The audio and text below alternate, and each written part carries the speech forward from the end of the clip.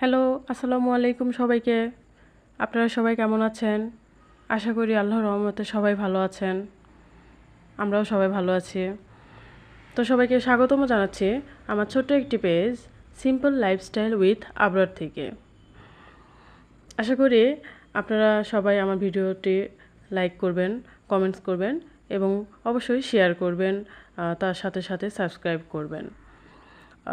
ভালো মন্দ যেটাই হোক আপনারা একটু কমেন্ট করবেন প্লিজ, জানাবেন।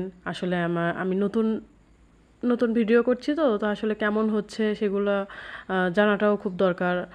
আসলে আমি একটু একটু করে শিখছি, সেভাবে আসলে পারিও না কিছু করতে, কেমন কিভাবে করছি। যাই হোক, তো আজকে আসলে এটা দুপুর ছিল। দুপুরে আমাদের এখানে বাজার সব সময় থাকে, কিন্তু শনিবার আর মঙ্গলবার সাপ্তাহিক হাটের দিন থাকে। আর বাজার অল টাইম, আসলে আপনি একদম সকাল থেকে দেখা যায় যে রাত্রে 10টা পর্যন্ত অলওয়েজ বাজার খোলা থাকে, যে কোনো সময় সব কিছুই পাওয়া যায় হাতের নাগালে। তো যাই হোক, এখানে দুপুরে রান্না করব। তো টাটকা টাটকা আসলে মাছ নিয়ে আসছিল। বড় মাছটা বাজার থেকে কেটেই নিয়ে এসেছিলো, আর ছোটো মাছটা আমি বাসায় কাটছি।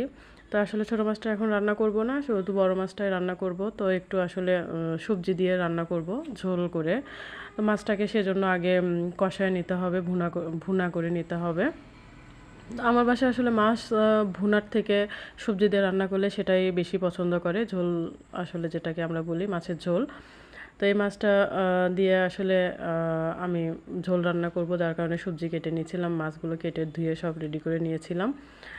তো মাছ রান্নার জন্য প্রথমে আর কি কড়াই পাতিলে তেল দিয়েছিলাম, তার মধ্যে পেঁয়াজ দিয়ে ভেজে নিয়ে একটু জিরা ফোড়ন দিয়ে আমি সব ধরনের মশলা যেমন আদা বাটা, রসুন বাটা, জিরা বাটা, তারপরে একটু আমি কাঁচামরিচ বাটা দেই, সেটা দিয়েছি, হালকা মরিচের গুঁড়া দিয়েছি, হলুদের গুঁড়া, লবণ, এসব দিয়ে আর কি মাছটা তা তেলের মধ্যে মশলাগুলো কষিয়ে নিয়ে তারপরে মাছগুলো দিয়েছিলাম।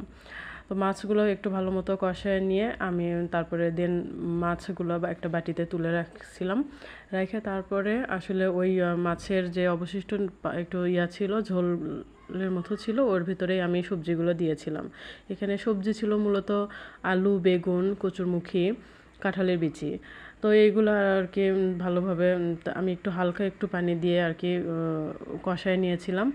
নিয়ে কষানো ভালো মতো হয়ে গেলে সেখানটায় সামান্য পরিমাণ একটু পানি দিয়েছি, যে একটু ঝোল তো বেশি রাখবো না, মাখা মাখা করে আর কি করব। তো আমি পানি দিলাম, যে পানি একটু ফুটিয়ে উঠলে, একটু গরম হলে তারপরে মাছটা দিয়ে আর একটু ফুটানো হয়ে গেলেই আসলে তরকারিটা রান্না হয়ে যাবে। তো দুপুর টাইম ছিল, এখন তো বৃষ্টি বাদলের সময়, এই বৃষ্টি আসে এই রোদ আসে। তো বাইরে আসলে খুব মেঘ করছিল, আর বাইরে যে দেখা যাচ্ছিল যে টিনের চালে আসলে ফোঁটা ফোঁটা বৃষ্টিও একটু একটু পড়ছিল। আর আকাশটা অনেক কালো অন্ধকারের মতো হয়ে আসছিল, বাতাস হচ্ছিল প্রচুর, যার কারণে দেখা যাচ্ছিল যে আমার রান্নাটাও তাড়াতাড়ি করছিলাম। তো সবাই ভালো থাকবেন।